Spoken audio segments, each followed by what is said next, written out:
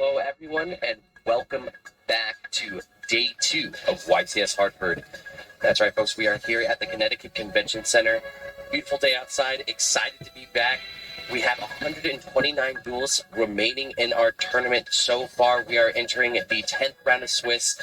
We had 1,247 duels initially enter the event. Only 3 left undefeated of that 129. And we have an exciting couple rounds before we get to that top 32 bracket. Yeah, it's been a fantastic tournament so far. I can't wait to see how it ends up. There's just so many different things that, I'm expecting to see some different stuff, a little bit of working behind the scenes, that sort of thing. We knew that the theorems were going to be good. We knew that the punks were going to be good. What we didn't know were some of the other things that were going to show up, maybe in combination with things, such as, the agent cards that appeared in Ghosts from the Past 2.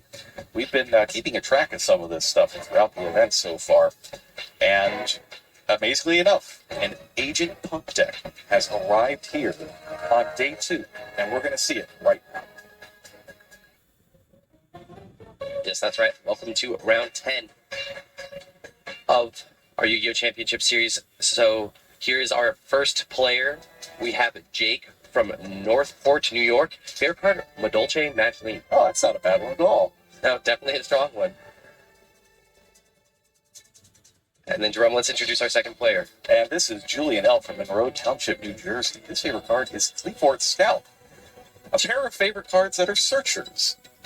You'd wonder why. 2 very different camps of searchers, though, right? A lot of the Madolche players probably not a fan of the Clifford cards. Clifford fans probably not a fan of the Madolche cards, but that's okay. Well, they can fight it out here in round 10.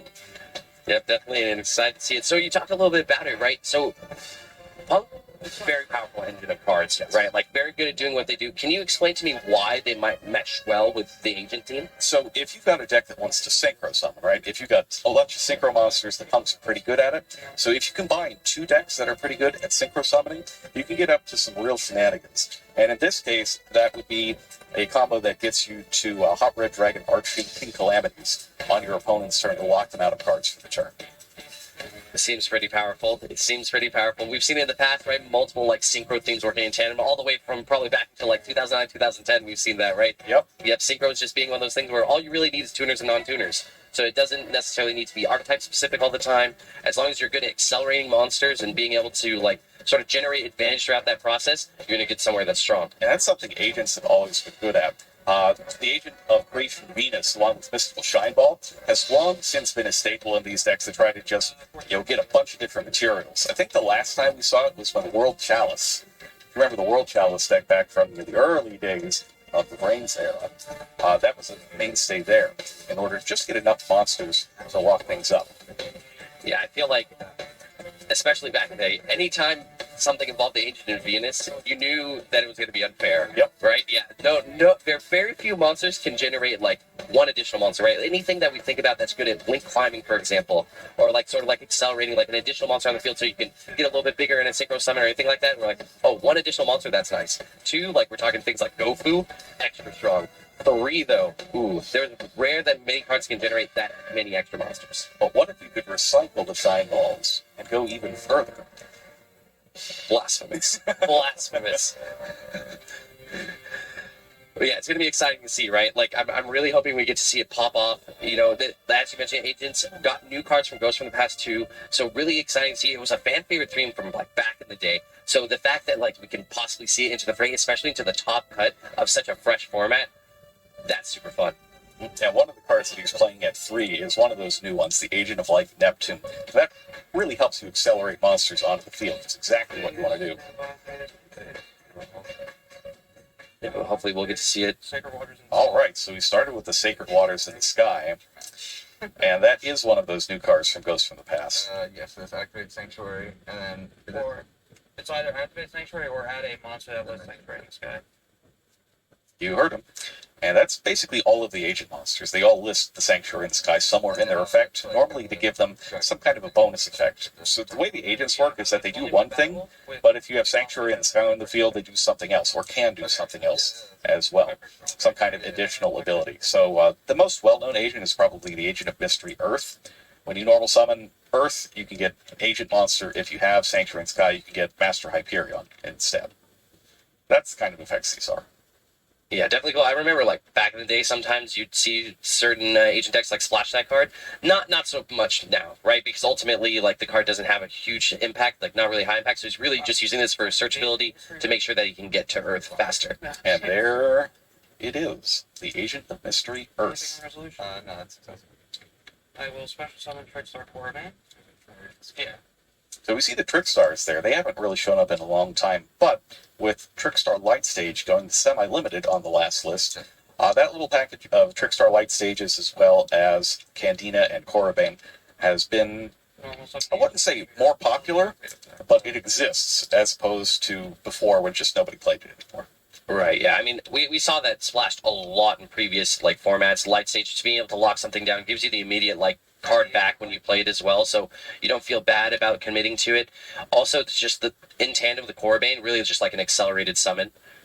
So in a synchro deck, getting that non-tutor on the field very quickly, probably something he's looking to do here, especially when you have a tuner as good as Earth. Absolutely. And up next, the card that he searched out with Agent of Mystery Earth was that Agent of Like Neptune that we talked about before. You can discard it to special summon an agent from your hand or graveyard, except Neptune.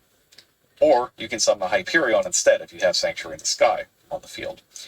Now, unfortunately for fans of the Agent Saturn burn decks from the old days, I played that deck once, maybe twice. You can't tribute the monster. Neither player actually can tribute the monster that's summoned by Neptune until the end of the next turn.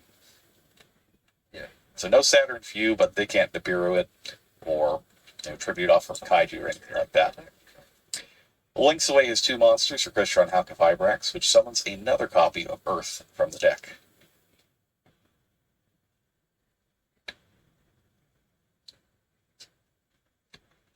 Special summon Majesty Hyperion, like Magic. Where do I put the band?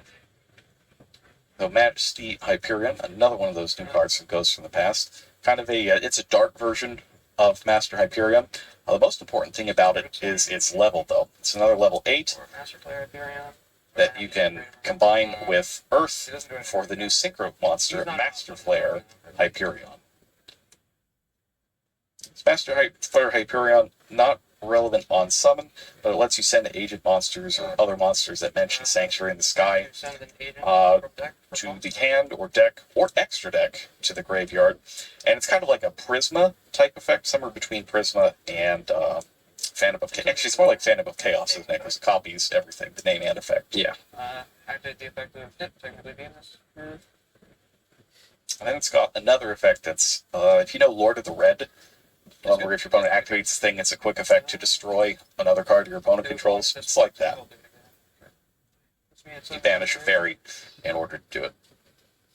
Definitely a very unique card. A lot of effects does a lot of things, right? But powerful in that way. And being able to copy something like the Agent of Venus. Exactly. Ooh. So that's going to get the shine balls onto the field. We've got 2 so far. That seems he's drawn the 3rd. Yeah.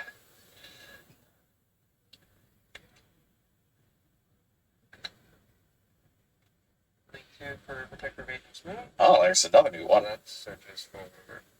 On summon, it will set a card that lists Sanctuary in the Sky as text. Okay.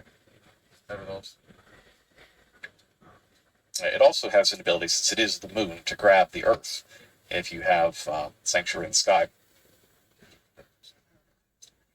Interesting to note, Sanctuary in the Sky can be on the field or in either graveyard to get that bonus effect. That's something a little different about this batch of agent cards. That's pretty cool. So you could do things like Link Summon Protector the Agent Moon to kick down Sanctuary of the Sky to the graveyard and still get all the bonuses. Yeah. I wonder where the 3rd shine ball is. Oh, it's right here. All right. What kind of shine ball is it? And now we're using...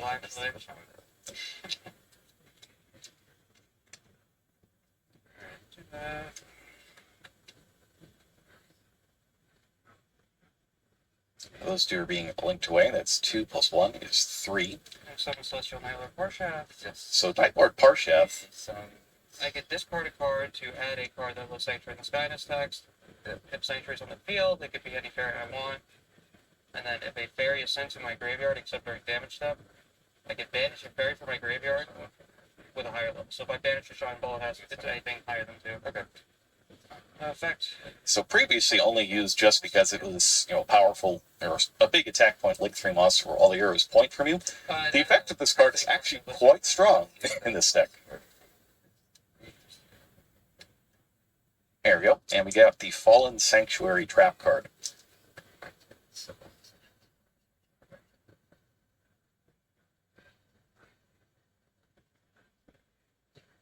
Now, Fallen Sanctuary is an excellent card. It gets you another card out of the deck on activation, and it counts as the Sanctuary in the Sky.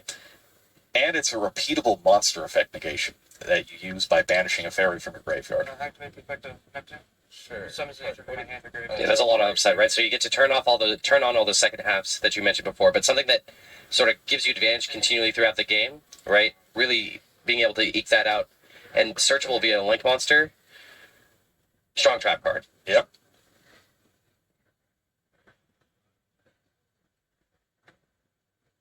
So when it says replace this effect with that monster, it doesn't have its other effect then? It keeps the second effect. Oh, okay. Replace this specific effect, not replace this card. Yeah. Okay, got it.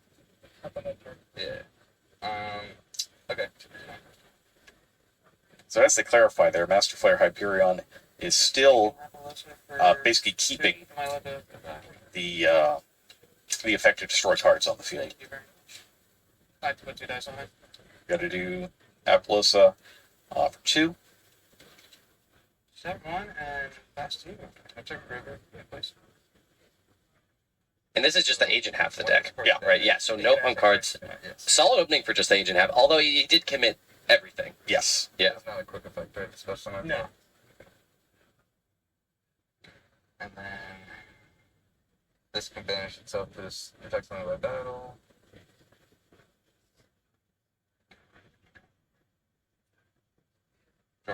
All right, Jake is up. Do you have anything in drop phase?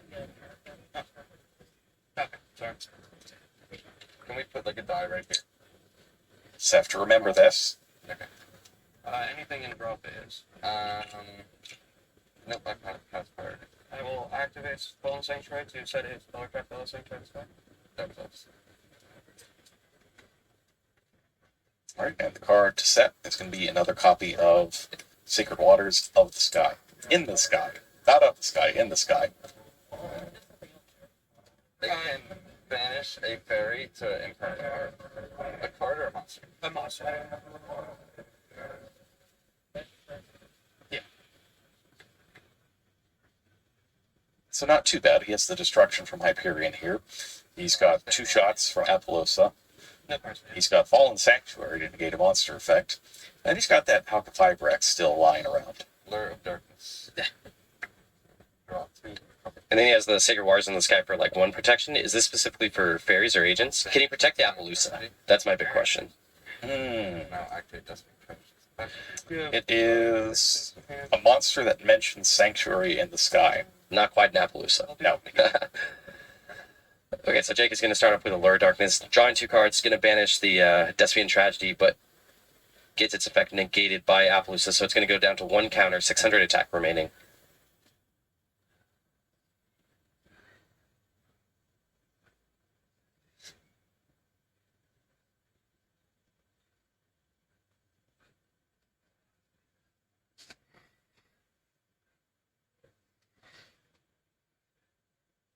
Thinking about what to do next here. So he's got to get through 1 more shot from Appaloosa and the Fallen Sanctuary.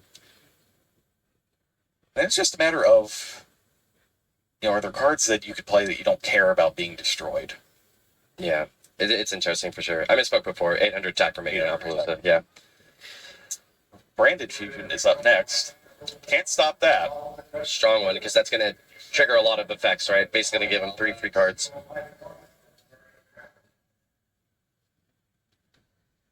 And Dramaturge of Despia. Mind if I redraw? Yep. Take a quick look at Dramaturge there. In your hand, okay.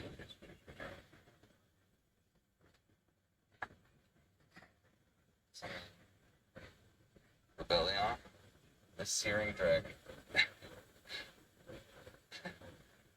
I'll activate Rebellion's effects.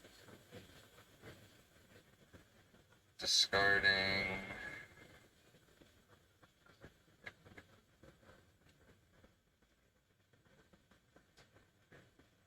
So Jake just trying to navigate his best through this effect negation, knowing that there's at least 2 more to deal with in addition to that Hyperion effect. Yeah, I think obviously you don't let this resolve if you're Julian, but which thing do you use on it? I'm just gonna read this. Yeah. So discard the cost. Yeah. I think that the trap makes the most sense, right? Because you can use the Appaloosa on like one of the graveyard effects later on or something else.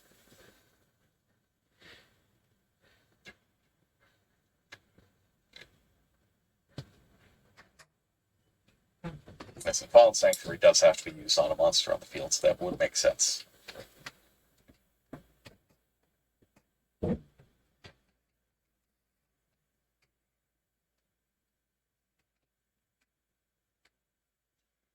Discarding. Legend Chain. It's cost. How many?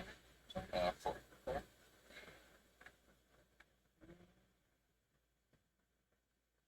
I'll do the. I will chain. Branded in red. Targeting our Church of Despia. Oh, that's interesting. I wonder if you use the Master Flare here to destroy Lubellion, Sorry. so that he has no monsters on the field for Guardian Chimera. I think that's as a Yeah, how many that's 3. Raider Road, target dramaturg. Yeah.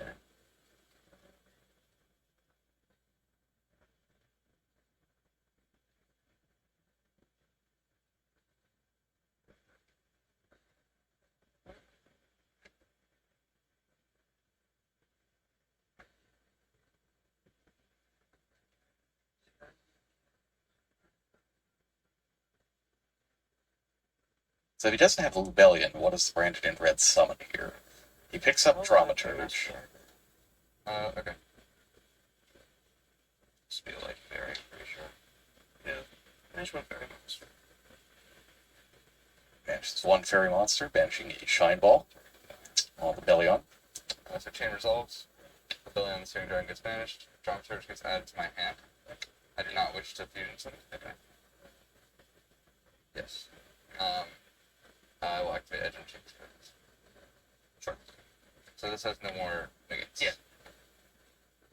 I'll add Pride for Patchwork.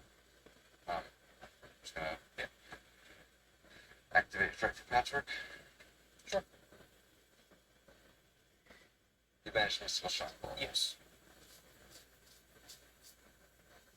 Edge Chain. so he's used both Appaloosas and the Hyperion so far. Yep. So he still has Halka Fiber X and the trap card activation, the Fallen Sanctuary activation. Correct. But Jake still has a ton of cards, Yes. especially thanks to that Pride for Patchwork. Well, we know he's got Edge Chain, Polymerization, Dramaturge, and Despia.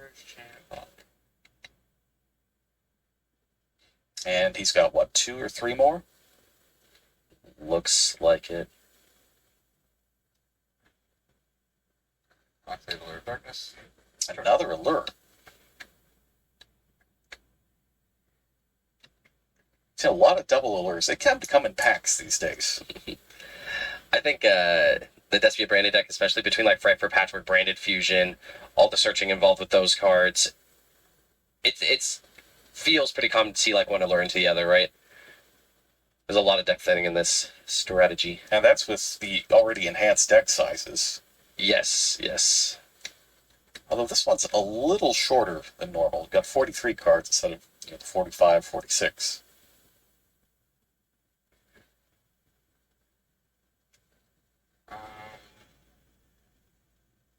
Got to imagine that Jake's got something in there. Can I sugar? Yeah, please. Yeah, I feel like after pushing this far, there's no way he's going to let this opportunity slip. Right. Especially knowing that Julian still has the Sacred Waters in the Sky set. Activate the card. Yeah, it's once per turn. I already did it. He still has to be mindful of the one in the graveyard, though. If he's trying to like clear that Hyperion in some way.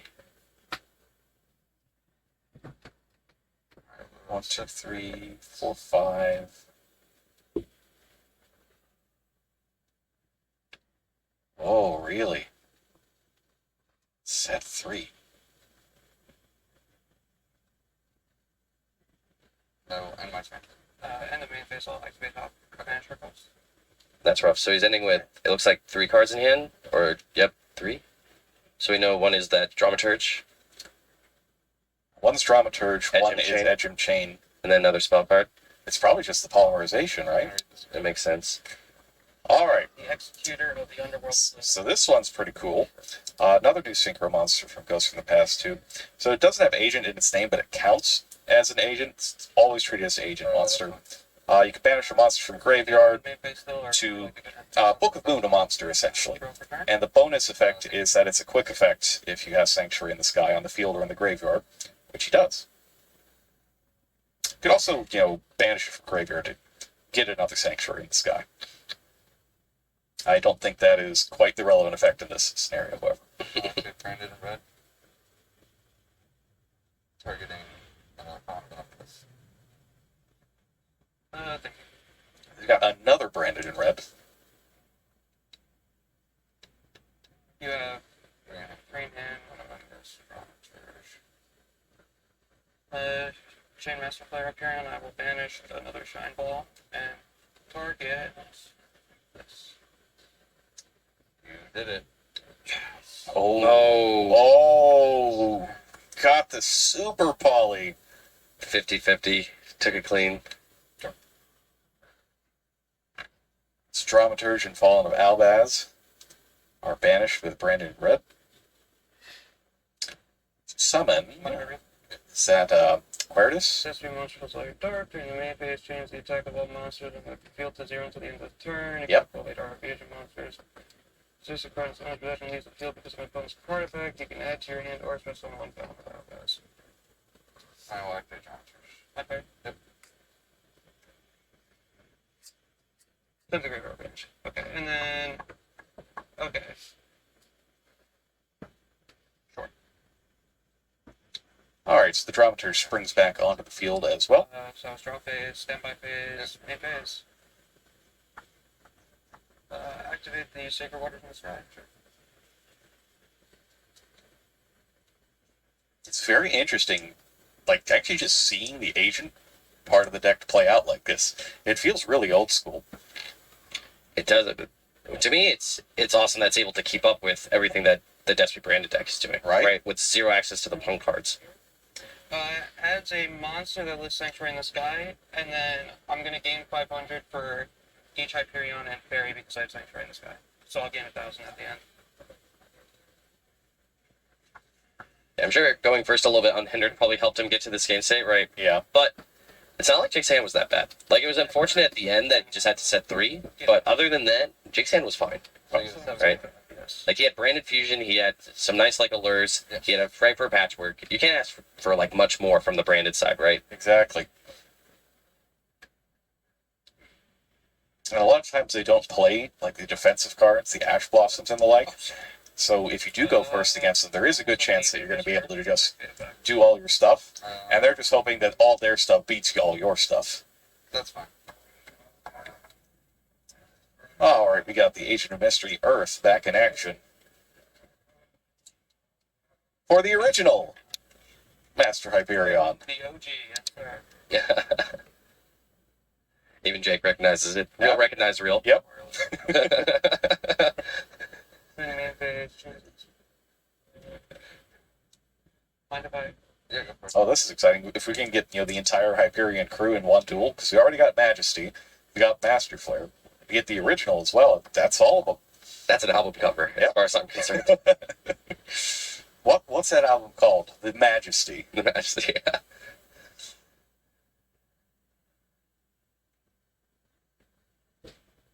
I will banish Venus to switch summon Majesty. Yeah.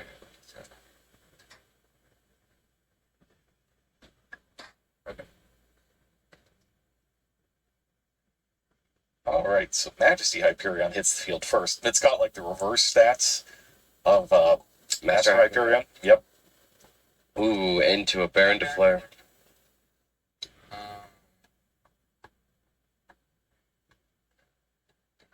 very useful for those 8 stars. Yeah. When you summon Baron,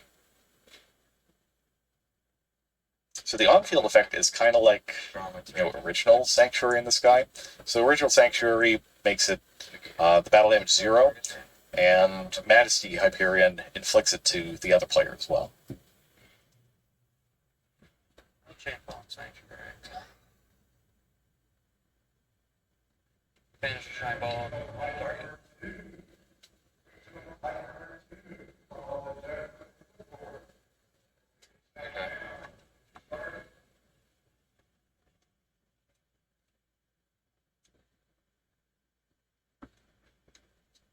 Can I read this one? Sorry.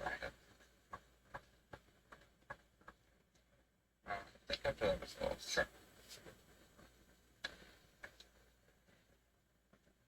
So, Dramaturge is going to get hit with the Fallen Sanctuary. Jake sounds like he's going to let it resolve, but he's going to think after it has to see if he has anything spell speed 2 or higher before the priority goes back to Julian to make an action. With that Baron, it's going to be hard to work through. Yes. It's going to be really hard to work through. He still knows that Master Hyperion is there. So he at least has another huge body with a destruction attached to it.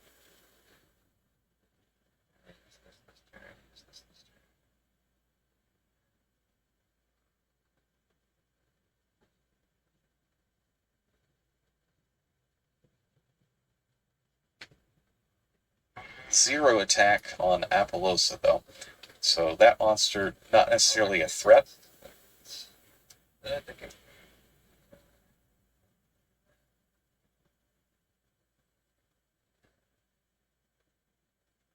It looks like he's going to try to use the effect of the Queritus.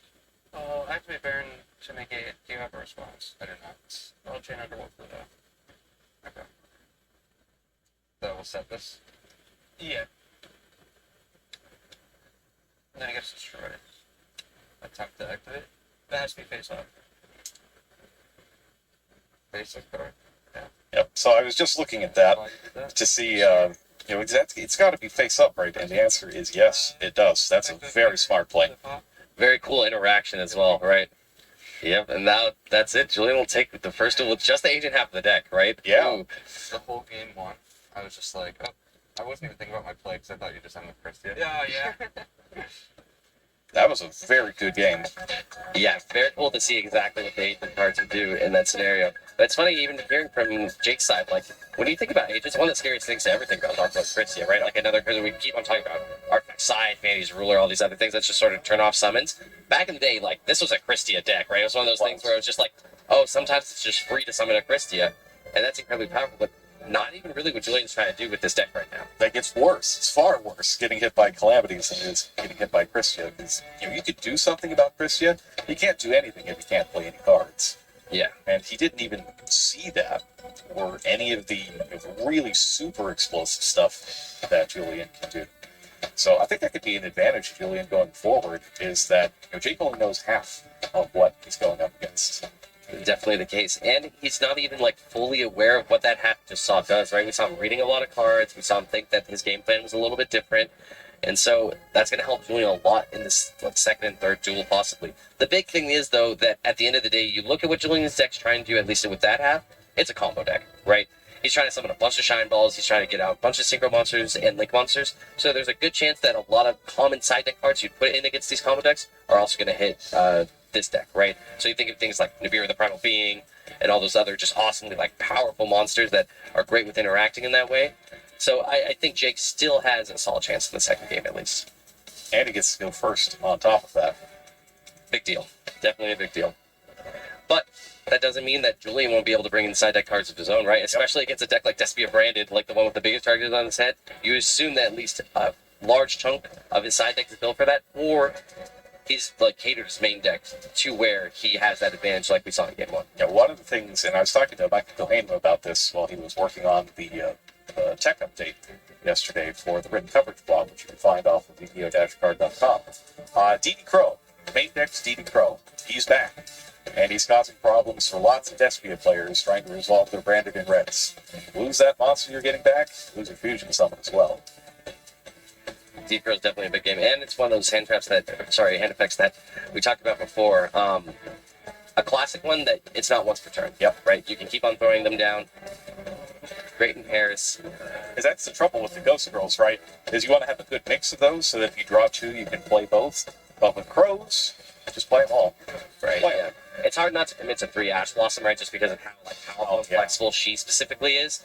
But when you're getting to those numbers with the other ones, unless there's like an additional upside, like emergency teleport for like a Ghost Ogre and Snow Rabbit or something else, you're really just trying to get a variety. So you're not like there's not too much redundancy when you draw them. I do wonder if he's got Ghost Ogres. Because we saw an emergency teleport while he was looking through the deck earlier, and obviously you're going to play that with the P.U.N.K cards. Yeah, it'd be interesting to see because it's just like an easily accessible tuner, right? Like that's the big thing. Well, we'll see exactly how this game will play out post side now with Jake. Effect resolves. Yep. Luber is good to go. That's Branded Fusion.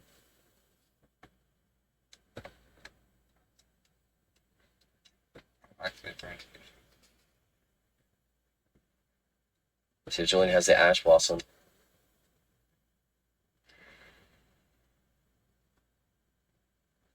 Just thinking about it. Looks like doesn't no. look like it. And it doesn't look like he has anything to do. Velvet to summon. So what's the game plan when your opponent just goes off and does everything they want? That's what I want to see. Agents was traditionally pretty good at breaking fields, thanks to things like Master Hyperion, right? So maybe there's some of that old flair still in this modern version of the strategy, but the fact that he's able to just like do a lot inherently means that he's probably has a lot of things to at least like try to push through. I'd like to activate Lubellion, the Searing Dragon But effect. look at his hand. That's at least 2, if not 3 copies of Earth. Yeah, that's the exact opposite. Like, you want to see Earths, Resolves. just not like that. Not like that. Yeah. It's hard when you just get like that high normal summon count in your hand, right? That's another issue that Agents always had as well, is like, at least back in the day, it was hard to get all of your monsters out of your hand sometimes. If you had like a bunch of copies of Earth or Venus, or even sometimes drawing Shine Ball, it was a little rough. Summon. Modernly, though, much less of a problem, but can still come up. So Jake is going to fusion summon Mirror Jade. Because one of the interesting things with Mirror Jade is that end phase effect that wipes out all of your monsters. It makes it just so hard to deal with that card in general. Sure. Sending Albion, the Branded Dragon, to banish the Alubert, the Jester Despia. I will attempt to leave the mid phase one and go into end phase. I will allow it. Albion, Branded Dragon. So Brandon or Brandon. So I know I have red, and that's it. Very, very Very branded play. Very bread and butter. Drop a turn.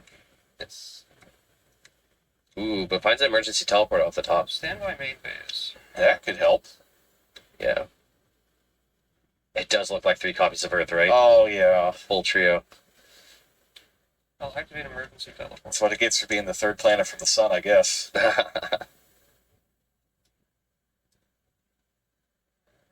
So to summon no P.U.N.K Xiamen. All right, here we go. that is also I'll activate the effect of no P.U.N.K Xiamen by paying 600 life points. Not quite a Clifford Scout. Nope. But doing his best. that's fine.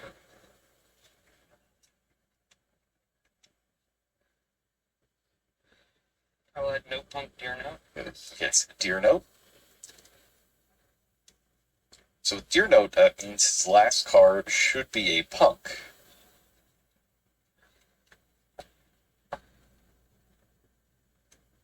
They should have 2 left, right? So 3 Earths. Oh, I see. So it looks like one of them is the Sacred Waters in the Sky. Yeah. So it's going to send one, send So the let's other. see. Sure. All right, sends Foxy Tune. Do you have 5 in hand still? Summons Deer Note. 4.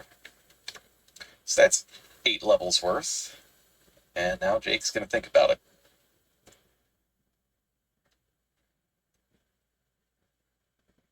Activate Brandon in red. Sure. Targeting Despia and Tragedy. Resolves. I will use Despia and Tragedy, add Libitum, and Mirror Jade, Despia Dragon, to concoct a Guardian Chimera. Sure. I will activate the effect of Guardian Chimera Chainlink 1. Add Libidum Chainlink 2, short targeting Mirror Jade, and Tragedy Chainlink 3. Sure.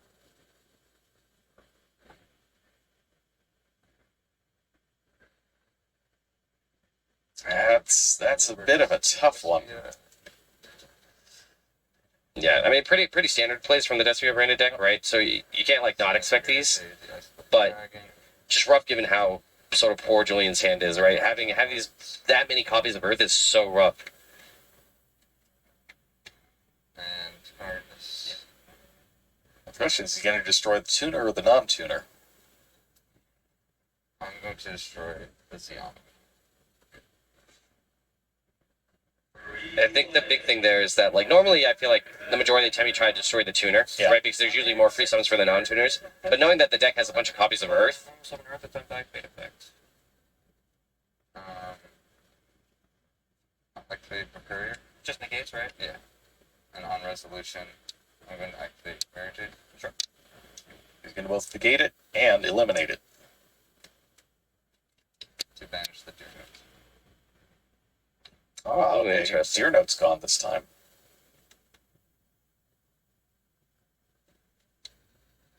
See, just like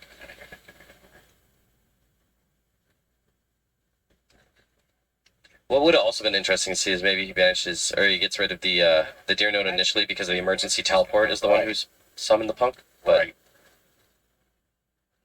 I don't think it's going to make a huge difference here, though. It's probably better to worry about like immediately whether or not he has a tuner rather than like, oh, maybe I can eke out a little bit of extra by making sure it gets banished during the end phase. Because we're So I was going to say, it makes sense. yeah. Majesty Hyperion, sorry. Get Majesty Hyperion up next.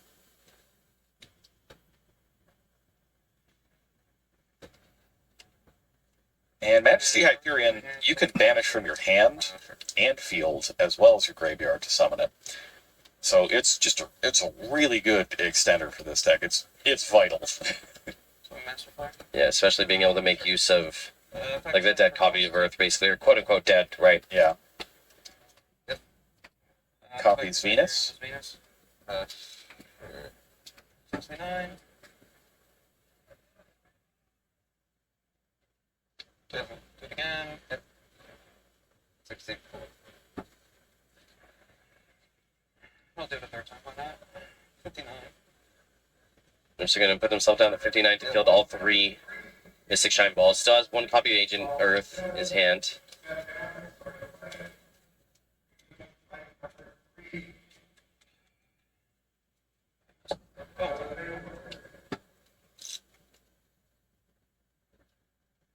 All right. So let's see what is up next. It's going to be a Link monster. No tuners on the field. So two of them combined to make Zed Moon. Effect the moon? Sure. Looks like it.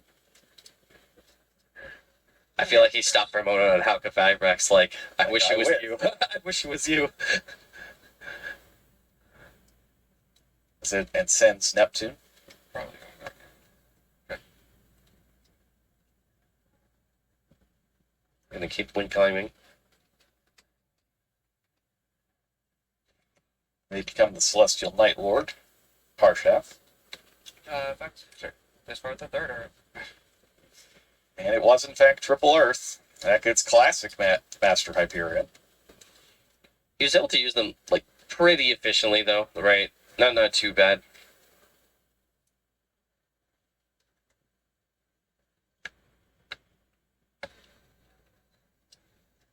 I think without the teleport, though, like, the teleport really got this going, because otherwise this hand's going nowhere. Effect Yeah. Master of Hyperion. It just kind of shows the power of the Punk engine as well, right? Because just with one card, he was able to, like, field enough to where it looked like it was impressive enough where he got through 2 points of disruption, right? Without even getting to the agent part.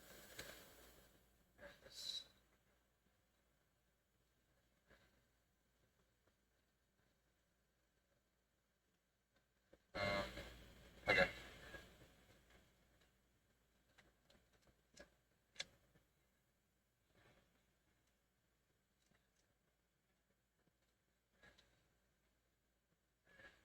Yes, did you recall, did he activate the Mirror Jade's leaving the field effect the first time he sent it?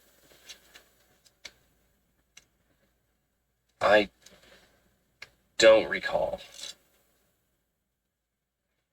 I have to assume so, though, right? I Because he would think didn't. so, Yeah. right? But in this case, if he hadn't and he was waiting to do it later, this would not be the time to do it because it was let Hyperion, our Magistery, sorry, the Synchro Hyperion. All right, Axis Code Talker's up next, and that's a lot of attack points. Great Oliver effect. Targeting Master Player. Or targeting. He said targeting Master Flare. I don't know that you can let him take that back. I would be shocked if he's allowed to take this back. I'm gonna target Access Code Talker. You targeted him. He said Master I didn't Hyperion. say his full name, but He absolutely did. uh, He said the whole thing. if that's how you want to get your top, that's what we're gonna do. Oh, that's bad manners. Yeah, that's a little rough. If you're watching at home, don't do that. Doesn't Don't say anything until you're absolutely sure what your target is. Don't try to take it back if you make a mistake. What was that? We're just gonna get 3. I'll take it. What was that? What you said? Oh, I didn't even notice. Sorry, what happened there? I'm unsure. I'm unsure at the very end. A little bit of a sour taste. Is that Yeah, that was like should be a 2-0. time you ever play branded combo ever. Yeah. Because my hand was literally his brain. Yeah, no, I think Julian basically said it didn't matter. They just went to game 3. Really? Yeah. Does a looper stop you from attacking? Is anything there stop you from attacking? Well, we let him take it back, so he targeted Access Code Talker, was the big thing. Oh, no. That's not acceptable. Especially not at a major competition. Yeah. I mean, it's, in the end, the players can do what they want. But in the spirit of competition, that is not appropriate. I don't disagree. All right, well, we're going to have game 3, and Julian's going to get the chance to start this one. That's like he played incredibly well in that last one, navigating through his hand of triple Earth, and make good use of all of them. Yeah, no, definitely did. I'm excited to see him go first. Not only, hopefully, just see a little bit more of the punk side, right? A little less of the agent side. Not to say anything bad about the agent side because it's done a lot for him so far, but really want to see like what this deck can do at its maximum, right? That's why you play these like super fun combo decks, especially the more synchro-centric ones, because usually you can do a lot if you get there. Yeah.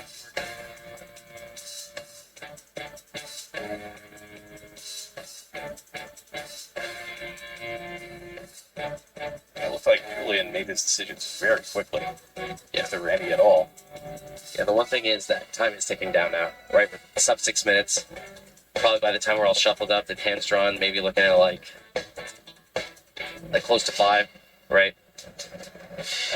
That does not favor Julian. He needs to pay life points as part of his main strategy repeatedly. Yeah. He can gain some of them back, but not a whole lot.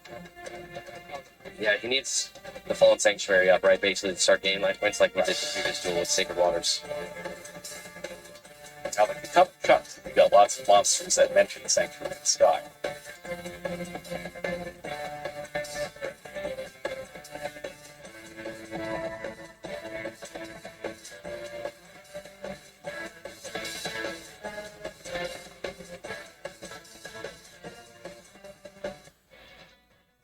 And here we head down to the final game of the first round of Swiss of day 2. Ultimately, the 10th round of Swiss for the entire tournament. 2 more, and they'll be in the top cut. So completing this one and then round 11. I'll go first. Good luck. Good luck, man. We'll see how strong of a hand Alrighty. Julian Standby. is able to find Okay. in this final game. Yeah. Okay. Yep. Main base. Yep. Almost like Museum. Back up basics. Alright.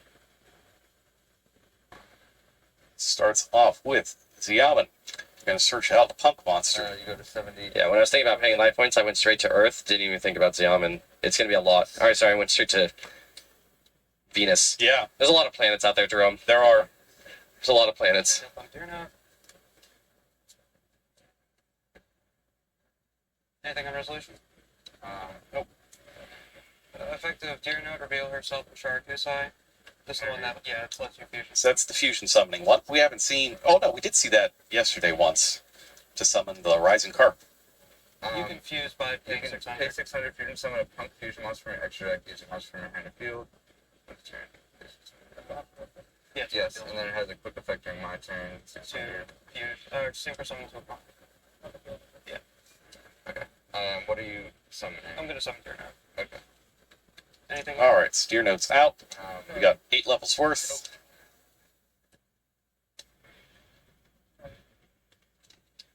Channeling 1 Chaos Ruler, channeling 2 Deer Note targets you. Ooh. The fact that this deck also gets to play Chaos Ruler, You could ramp that's it. nice. Yes. Okay.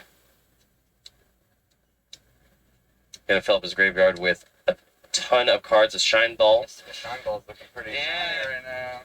You're telling me. Shine Ball Venus, Trickstar Corbin. It looks like he's going to go ahead and add the Majesty Hyperion to his hand. You got the. Majesty Hyperion. Also sent the Sacred Waters in the Sky, but Yeah. which will matter Oh, because yeah, it has the graveyard yeah, effect. yeah, that one's Majesty, the other one's Master. This doesn't have a graveyard effect. No. Time is ticking down as all of this happens as well. Activate effect.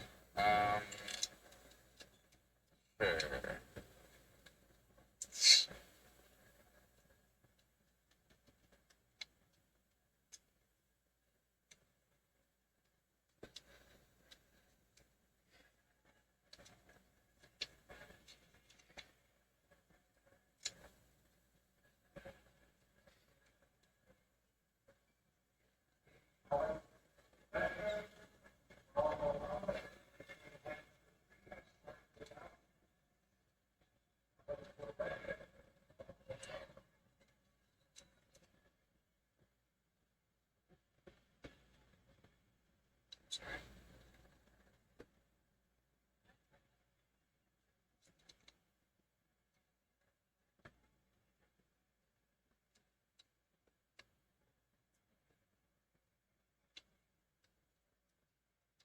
Here's some Master Flare and proceed to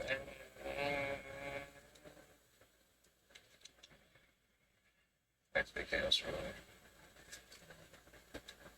You said proceed to management. I'm not going to do you, but.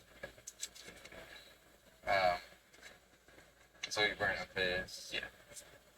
That. Is that 2 in hand? Yes, or 3 hands, sorry. How much time left in the round, Judge?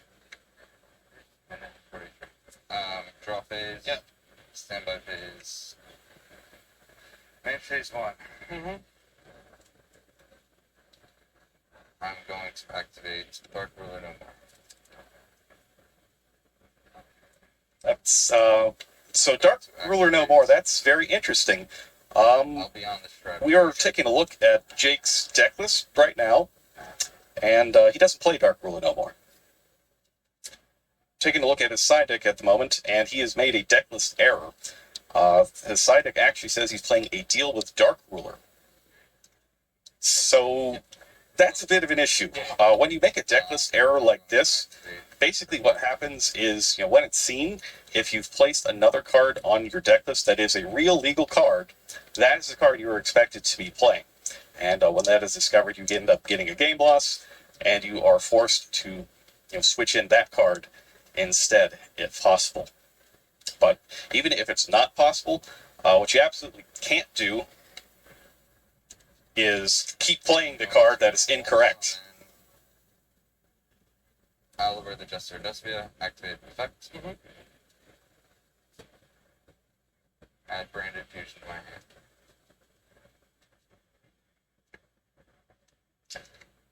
So if Jake does go on, there are deck checks mandatory at the round of 16. That'll get picked up there immediately. I will activate branded fusion. Let them dash, blossom, enjoy the spring. That's fine. How much time is left, Judge?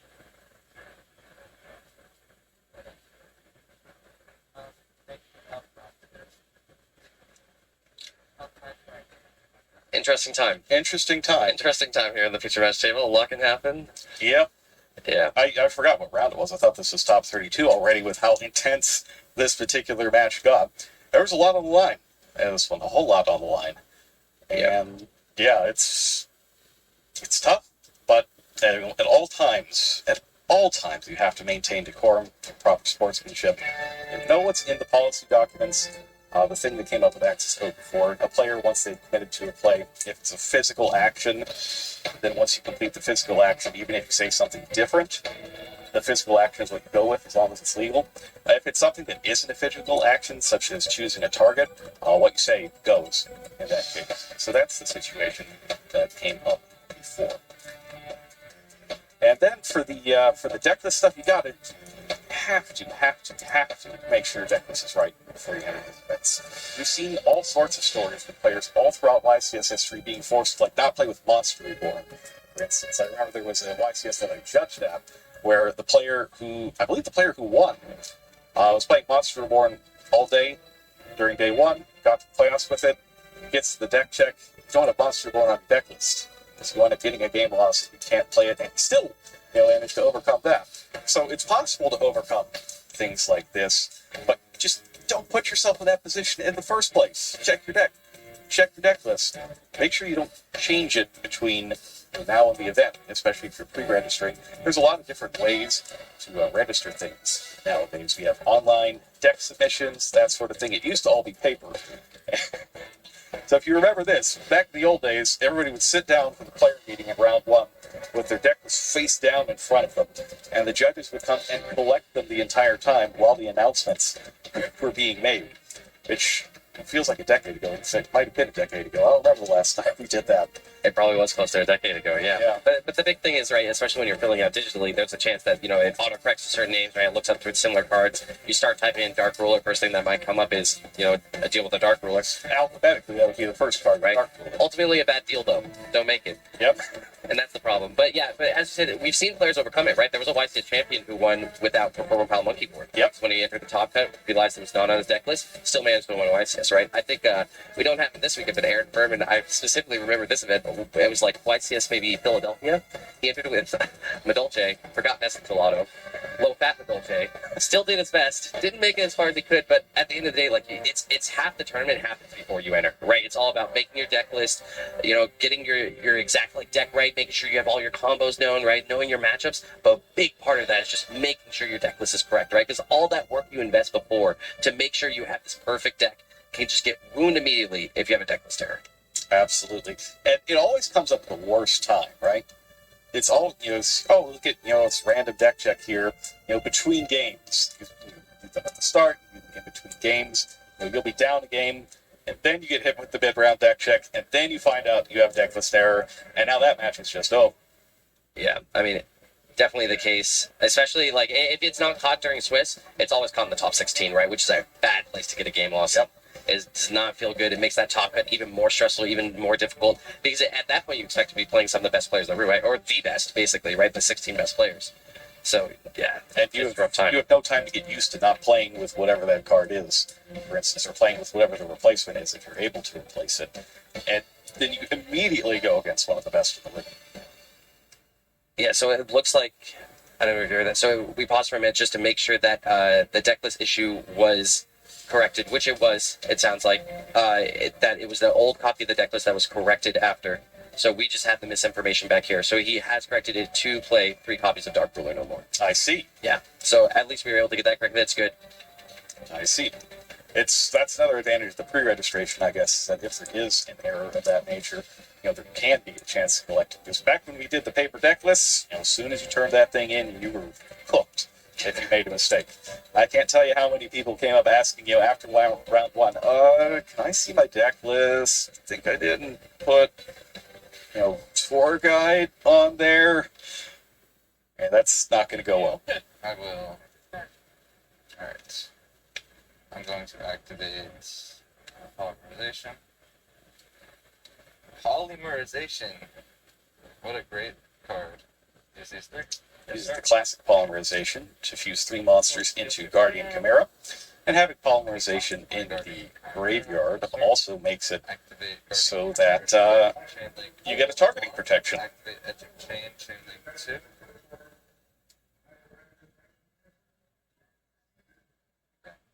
Good game, man. Good game. It's a pleasure meeting you. Yeah, of course. Yep, and time will run out at the end of the phase.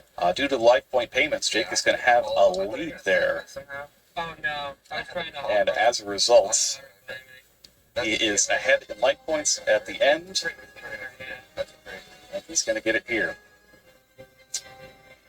Yeah, tough time, but Jake ends up victorious. Julian, Played extraordinarily well. yeah, I mean, really cool to see how much this deck can do, right? Like we even saw that hand of 3 Agents of the Earth. It didn't matter. Like Yeah. he was able to find good uses for them.